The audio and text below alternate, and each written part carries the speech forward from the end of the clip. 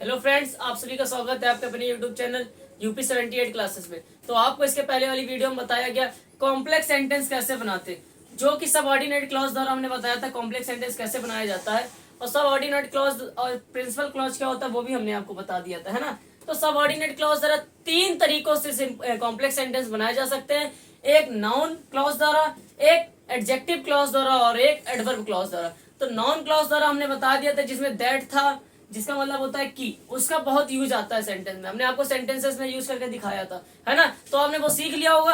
अब हम अपने सेकंड पॉइंट पे आते हैं, जो कि है एडजेक्टिव क्लॉज द्वारा कॉम्प्लेक्स सेंटेंस बनाना। फिर कल जो हम बताएंगे आपको एडवर्ब क्लॉज द्वारा कॉम्प्लेक्स बनाना। तो कल के दिन हमारा सिंथेसिस कंप्लीट हो जाएगा। कल से ही स्टार्ट करेंगे हम सिंटेक्स, जो कि बहुत बड़ा टॉपिक है। सिंटेक्स बहुत बड़ा टॉपिक है, उसको आप लोग आराम से पढ़ते रहिएगा। रोज दो दो वीडियो उसकी भी मिलेंगी। कम से कम 30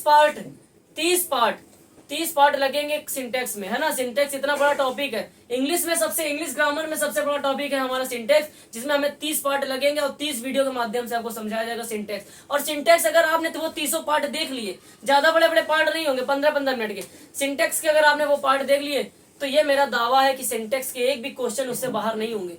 और एक एक चीज आपको वहां सिखाते हुए जाएंगे, क्योंकि सिंटेक्स एक ऐसा टॉपिक है जिसको आपको थोड़ा बहुत याद करने वाला है। कि फिजिक्स हमारा देखने में प्लूरल होता है, लेकिन उसको यूज करते सिंगुलर में। आर लग के आएगा तो आपको उसको सही करके इजी लिखना है। ऐसे क्वेश्चन पूछे जाते हैं।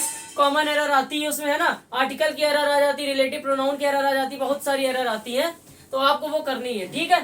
तो आपको हम सब सिखा देंगे सिंटेक्स में 30 पार्ट के माध्यम से। तो घबराइए ना, पार्ट चाहे जितने लग जाने दीजिए, लेकिन चीज आपको अच्छे से सिखा के जाएंगे, ये मेरा दावा है। और उसी से क्वेश्चन बनेगा, ठीक है।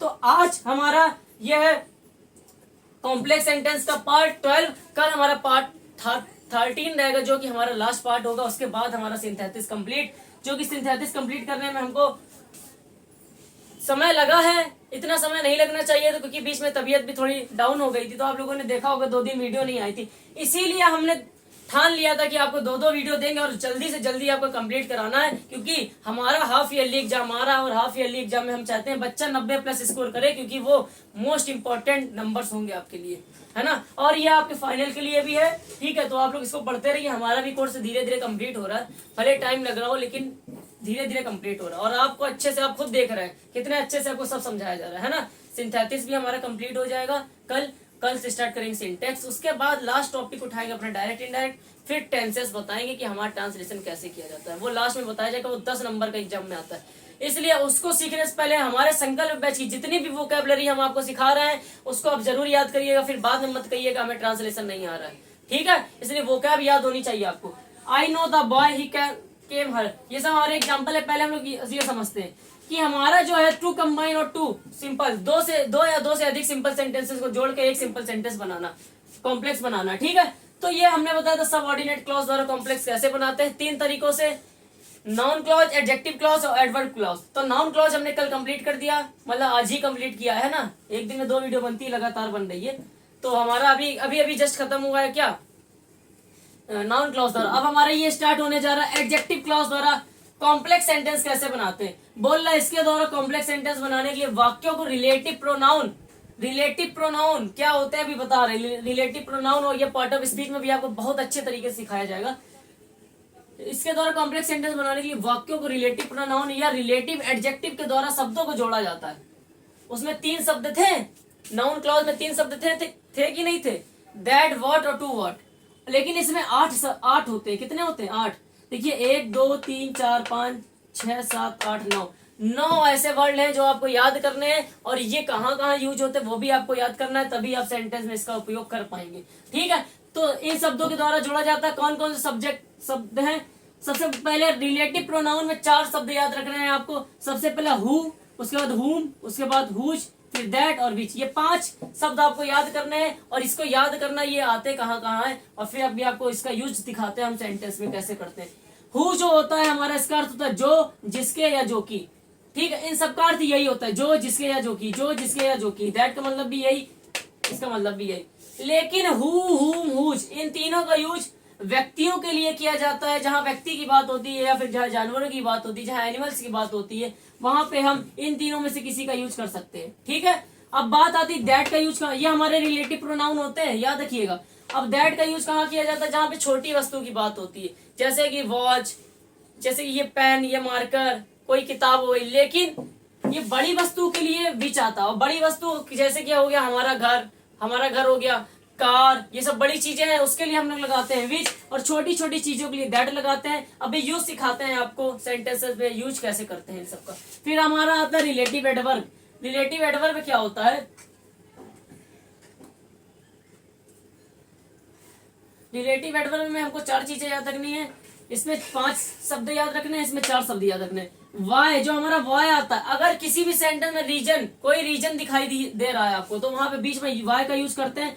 यदि टाइम की बात हो रही हो सेंटेंस में, तो वहां पे व्हेन का यूज किया जाता है। यदि किसी तरीके के लिए बात हो रही, कोई तरीका दिख रहा हो आपको, तो वहां पे हाउ का। यदि किसी प्लेस, किसी स्थान की बात हो रही है, तो वहां पे हम वेयर का यूज करते हैं। तो इन सब का यूज करके हम इसको सेंटेंस को कॉम्प्लेक्स में जोड़ के बनाते हैं। तो कैसे यूज होगा, सबसे पहले हमने कल भी बताया था कि हिंदी आपको निकालनी आनी चाहिए, तभी आप इन शब्दों को जोड़ के आप बता सकते हैं कि कैसे क्या करना है। तो आइए हम अपने फर्स्ट सेंटेंस की स्टार्टिंग करते हैं और आपको समझाते हुए चलते हैं। आपका बस एक काम है कि इनको याद कर लेना है। रिलेटिव प्रोनाउन 5, इनके अर्थ, ठीक है, ये किसके किसके लिए आते हैं। उसके बाद रिलेटिव एडवर्ब ये 4 है। ये रीजन के लिए आता है वाई, व्हेन हमारा टाइम के लिए आता है, हाउ हमारा तरीके के लिए, वेयर हमारा किसी स्थान के लिए आता है। ठीक, आइए हम इस सेंटेंस की स्टार्टिंग करते हैं। हमारा first example, I know the boy he came here. मैं लड़के को जानता हूँ। आई का मतलब मैं, नो का मतलब जानना, द बॉय का मतलब लड़के को। मैं लड़के को जानता हूँ। ही केम हियर, वह यहाँ आया था। मैं लड़के को जानता हूँ, वह यहाँ आया था। अब यहाँ पे ऐसा कौन सा हमको क्लॉज यूज करें कि हमारा ये सेंटेंस जुड़ जाए। मैं उस लड़के को जानता हूँ, मैं लड़के को जानता हूँ, वह यहाँ आया था। तो हम यहाँ पे बीच में लगा सकते हैं जो। मैं लड़के को जानता हूँ जो यहाँ पर आया था। बीच में क्या लगाया हमने, जो। पहले हिंदी निकाली, मैं लड़के को जानता हूँ, वह यहाँ आया था। तो इसको जोड़ने के लिए हमको किसका यूज कर रहे हैं हम, जो का। कैसे, मैं लड़के को जानता हूँ जो यहाँ आया था। तो जो की इंग्लिश क्या होती है, हु। जो की इंग्लिश क्या होती है, हु। और ये जानवरों तथा व्यक्तियों के लिए भी आता है। ये हु जो होता है हमारा जानवरों तथा व्यक्तियों के लिए भी आता है। तो यहाँ पे व्यक्ति की ही बात हो रही है, ये हमारी लिविंग है, ये व्यक्तियों के लिए ही बात हो रही है। अगर द्वि व्यक्तियों या जानवरों की बात हो रही होती है और जो, जिसके, जो की का अर्थ निकल रहा होता है सेंटेंस में, तो हम हु का यूज कर सकते हैं, हम वूम का यूज कर सकते हैं, हम हुज का यूज कर सकते हैं। तो हु का यूज लिविंग थिंग के लिए किया जाएगा। तो आई नो द बॉय, मैं जानता हूँ वह लड़का यहाँ आया था। तो मैं जानता हूँ जो लड़का यहाँ आया था। मैं लड़के को जानता हूँ जो यहाँ आया था। तो आई नो द बॉय, मैं लड़के को जानता हूँ, आई नो द बॉय। जो के लिए क्या लगाते हैं, हु। व्यक्ति की बात हो रही तो हु लगाएंगे, हु, ठीक है। जो, इसकी इंग्लिश हो गई जो। वह लड़के को जानता हूँ जो यहाँ आया था। अब याद रखिएगा, अगर बीच में हु का यूज करते हैं, यदि बीच में हु का यूज करते हैं तो सेकंड सेंटेंस का जो सब्जेक्ट होता है उसको नहीं लिखा जाता। सेकंड सेंटेंस हमारा ये है, इसका जो सब्जेक्ट ही, इसको हम नहीं लिखेंगे, ठीक है, याद रखिएगा। यदि बीच में हु का यूज कर रहे हैं और उसके बाद का जो सेंटेंस होता है उसके सब्जेक्ट को नहीं लिखा जाता है। तो पहले हमने हिंदी निकाली, आई नो द बॉय, मैं लड़के को जानता हूँ, ही केम हियर, वह यहाँ आया था। तो इसकी क्या लगाएंगे हम बीच में, मैं लड़के को जानता हूँ जो यहाँ आया था। तो जो के लिए हु क्यों लगाया, क्योंकि ये व्यक्ति के लिए हु आता है और हु के बाद हम सब्जेक्ट नहीं लिखते हैं, तो हु हमारा ये नहीं आएगा। तो यहाँ पे आ जाएगा केम हियर।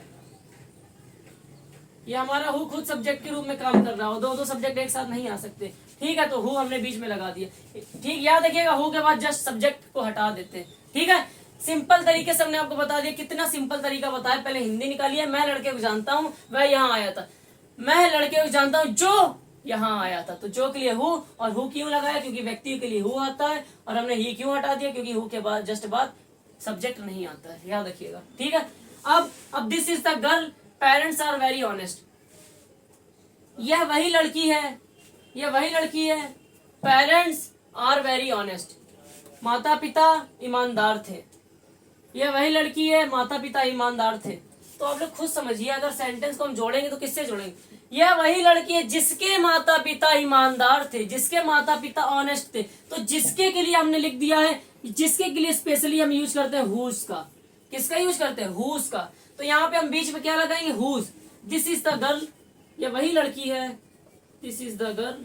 हिंदी निकालनी आनी चाहिए, हमने हिंदी निकाली तो हम समझ गए कि हमने यहाँ पे क्या लगाना है, जिसके। ये वही लड़की है, माता पिता ईमानदार थे, जिसके माता पिता ईमानदार थे। और जिसके के लिए हुज का यूज करते हैं अगर किसी व्यक्ति की बात हो रही है, ठीक है। तो this is the girl whose parents are very honest. इस तरीके से हमारा ये बन जाता है कॉम्प्लेक्स, है ना। ये हमारा कॉम्प्लेक्स बन जाता है। ये हम आपको सिखा रहे एडजेक्टिव क्लॉज द्वारा कैसे बनाते हैं, तो इनको याद रखना है, तभी आप लोग कर पाएंगे। अगर आपको पता नहीं होगा हु किसके लिए आता है और किन किन के लिए यूज कर सकते हैं, तो आप नहीं कर पाएंगे। इसलिए ये याद रखिएगा, हु किसके लिए आता है, जो जिसके जो की के लिए आता है। अगर व्यक्ति की बात हो रही तो हु लगाते हैं, याद रखिएगा, ठीक है। सेकेंड सेंटेंस हमने बता दिया, this is the girl parents are very honest. ये वही लड़की है, माता पिता ईमानदार थे, जिसके माता पिता ईमानदार थे, तो जिसके लिए हुज का यूज किया जाता है, ठीक है। अब हम आते हैं अपना third sentence. I have lost my pen, I have lost my pen you gave me, है ना। मेरा पेन खो चुका है, मेरा पेन खो चुका है, तुमने मुझे दिया था। इसकी हिंदी है, मेरा पेन खो चुका है, तुमने मुझे दिया था। अब इसके लिए हम क्या लगाएं बीच में कि हमारा सेंटेंस जुड़ जाए, तो आप खुद ही सोचिए। तुमने मुझे पेन दिया था, नहीं, ये पेन खो चुका है। एक minute, my pen, I have lost my, मेरा पेन खो चुका है, यू गैव मी, तुमने मुझे दिया था। तो इसको जोड़ेंगे, किससे जोड़ेंगे, कौन सा क्लॉज लगा के जोड़ा जा सकता है। देखिए, मेरा पेन खो चुका है, जो कि तुमने मुझे दिया था। लिखेंगे कि नहीं लिखेंगे, मेरा पेन खो चुका है, जो कि तुमने मुझे दिया था। तो जो कि के लिए हमारा आता है, इन पांचों में से कुछ भी लगा सकते हैं, लेकिन एक चीज याद होनी चाहिए, छोटी वस्तु है। हमारा पेन क्या है, एक छोटी वस्तु, और छोटी वस्तु के लिए हमेशा दैट का यूज करते हैं बीच में। ये सब चीजें आपको ध्यान देनी है, इसीलिए हमने ये लिखाया है कि इन पांचों को याद करना है। और ये याद करना है किसके लिए ये आता है, दैट आता है हमारी छोटी वस्तु के लिए, और बीच आता है हमारी बड़ी वस्तु के लिए, ठीक है। तो I have lost my pen you gave me, मेरा पेन खो चुका है, तुमने मुझे दिया था। तो इसको जोड़ेंगे किससे, मेरा पेन खो चुका है, जो कि तुमने मुझे दिया था। तो जो कि के लिए हम क्या लगाते हैं, छोटी वस्तु के लिए दैट, तो दैट लगा देंगे, I have lost my pen. समझ सकते हो आप, हमने कितने अच्छे तरीके से आपको समझा दिया। आपको किसी भी बुक में आपको इस तरीके से आपको लिखा हुआ नहीं मिलेगा, ये हम आपके लिए निचोड़ लेके आते हैं रोज रोज। हर एक पार्ट को पहले हमको समझना पड़ता है, और देखते हैं कि बच्चों को कितना निचोड़ के बताया जाए कि उनको डायरेक्ट माइंड में घुस जाए। आप लोग कोई बुक उठा लीजिएगा, इस तरीके से कहीं आपको नहीं समझ में आएगा, ठीक है। हम आपके लिए इसमें निचोड़ बिल्कुल निकाल के लिए लेके आते हैं। I have lost my pen you gave me, ये मेरा पेन खो चुका है, तुमने मुझे दिया था। तो मेरा पेन खो चुका, जो कि तुमने मुझे दिया था, और जो कि के लिए हम बीच में दैट लगा सकते हैं अगर छोटी वस्तु की बात हो रही है, ठीक है। तो I have my lost pen that you gave me. तो ये हमारा बन जाता है कॉम्प्लेक्स सेंटेंस। ये हमने आपको बता दिया क्या कॉम्प्लेक्स सेंटेंस। इसको सबको नोट कर लीजिएगा। और ये 8 ये 9 हमारी ये लिखी है वर्ड, 9 वर्ड लिखे हैं, इनको जरूर याद कर लीजिएगा। और ये याद जरूर करिएगा ये किसके किसके लिए आते हैं, ठीक है। तो ये हमारे 3 एग्जाम्पल हो गए, 2 एग्जाम्पल और बताते हैं, फिर हमारा ये कंप्लीट हो जाएगा।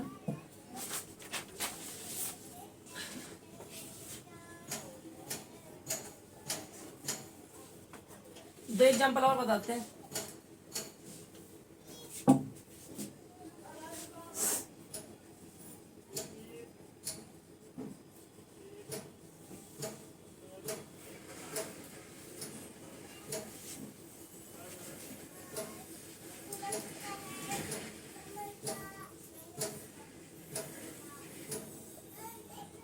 कॉम्प्लेक्स बनाना है। This is the house I bought last year. सबसे पहले कॉम्प्लेक्स बनाने के लिए हमें हिंदी निकालनी पड़ेगी, और हिंदी जब नहीं निकल पाएगी तब तक सेंटेंस नहीं हो पाएगा, क्योंकि हम पता ही नहीं कर पाएंगे इनमें से किसका यूज करें। दिस इज द हाउस, यह वही हाउस है, यह हाउस है। आई बॉट लास्ट ईयर, मैंने लास्ट ईयर खरीदा था, है ना। यह हाउस है, मैंने लास्ट ईयर खरीदा था। तो इसको जोड़ने के लिए हम बीच में क्या लगाएंगे, यह हाउस है, यह घर है, जो कि मैंने लास्ट ईयर खरीदा था, पिछले साल खरीदा था।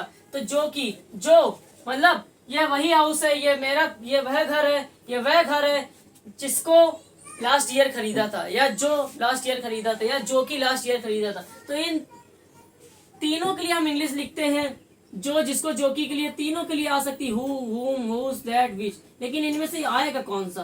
पांचों तो एक साथ लगा नहीं सकते हम। आएगा विच, आएगा क्या आएगा? विच। अब विच क्यों आया?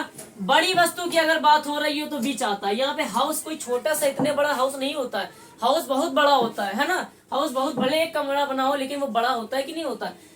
तो हाउस बड़ी चीज की बात हो रही है तो हम यूज करते हैं किस क्लॉज का यूज करते हैं? विच का यूज करते हैं। तो दिस इज द हाउस, यह घर है। दिस इज द हाउस, यह घर है जिसको मैंने पिछले ईयर खरीदा था, पिछले साल खरीदा था। तो जिसको के लिए विच आ जाएगा यहाँ पे। क्यों विच लगाया हमने? इनमें से क्यों चीजें नहीं लगा दी? विच ही क्यों लगाया? क्योंकि बड़ी वस्तु के लिए हम विच ही लगाते, तो विच ही लगा दिया हमने।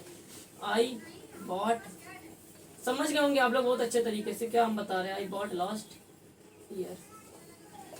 तो ये हमने आपको बताया कॉम्प्लेक्स सेंटेंस कैसे बनाते हैं। एक सेंटेंस और बता देते हैं तो हमारा एडजेक्टिव क्लॉज द्वारा भी हमारा कॉम्प्लेक्स सेंटेंस बनाना आप सीख जाएंगे, है ना।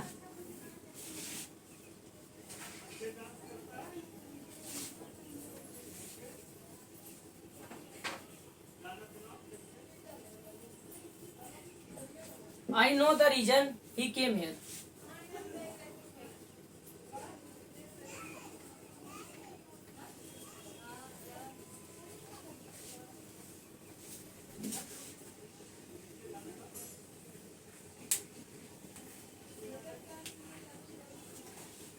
अच्छा, ये सेंटेंस दिया I know the reason he came here. मैं यह कारण जानता हूं, मैं कारण जानता हूं, मैं रीजन जानता हूं। ही केम हेयर, वह यहाँ आया था, है ना। मैं रीजन जानता हूं, वह यहाँ आया। तो यहाँ पे ऐसा क्या यूज किया जाए, ऐसा कौन सा क्लॉज यूज किया जाए ये हमारा सेंटेंस जुड़ जाए। तो हम इसको क्या यूज कर सकते हैं? पहली बात तो आपको पता होना चाहिए। हमने बताया था अगर रीजन की कोई बात हो रही हो तो हम कौन सा क्लॉज यूज करते हैं? वाई क्लॉज यूज करते हैं। लेकिन किसी रीजन के लिए हम क्या लगाते हैं? वाई लगाते हैं। तो आसान तरीके से हो जाएगा। अब तो आई नो द रीजन, और रीजन के लिए लगाते हैं वाई, ही केम हियर। बस ये हमारा जुड़ जाएगा, ये हमारा सिंथेसिस हो जाएगा, ये हमारा कॉम्प्लेक्स बन जाएगा। तो इतने सरल तरीके से हमने आपको समझा दिया। अगर रीजन आ रहा हो तो उसके लिए वाई लगाते हैं, यदि किसी प्लेस की बात हो रही है तो उसके लिए वेयर लगाते हैं, किसी तरीके की बात हो रही है तो हाउ लगाते हैं, यहाँ पे टाइम वाइम की बात हो रही होती तो वहां क्या लगाते हैं? हम व्हेन लगाते हैं। तो हमने आपको सिखा दिया एडजेक्टिव क्लॉज द्वारा कॉम्प्लेक्स सेंटेंस बनाना।